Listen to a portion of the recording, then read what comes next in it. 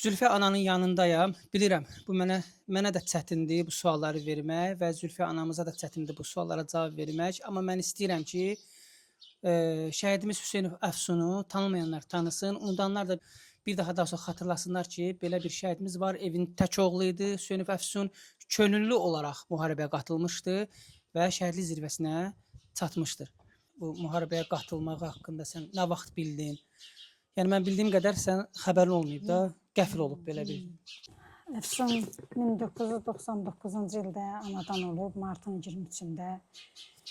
Yaxa Dəlilək orta məktəbində, Xanlarov adına məktəbdə oxuyub, orada təhsilini bitirib, orta məktəbi bitirib.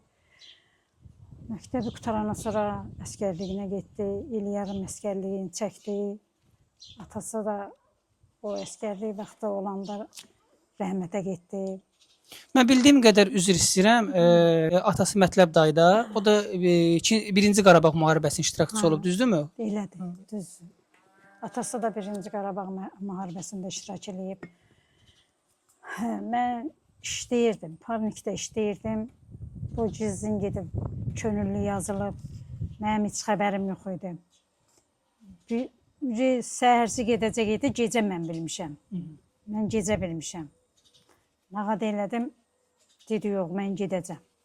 Olsun, elə özüm də yola saldım. Apardım Sabirabaddan yola saldım. Getdi. Müharibədə olanda gündə danışırdıq, hər gün danışırdıq. Üstündən bir xeylam keçmişdi, 16 gün bununla danışa bilmədim. 16 gün. gün danışa bilmədim onunla. O da məməyə zəng eləyirmiş Parnikə, Parnikdə tutmayıb da telefon axırıncı günü. Mən onunla danışa bilmədim. Ondan sonra heç bilmirdim də. Gəldim və Parnikdə olanda orada danışdılar. Necə pıs-pısı danışırdılar ki, ancaq bilmirdim dəqiq ki, Əfsundur da, ola bilər. Mən gəldim və yenə də həmişəki kimi axşamsa işimi görürdüm. Gördüm, ondan sonra qızlar, bacılarım yadım gəldi, qonşular gəldi, belə. Qaynım yad gəldilər.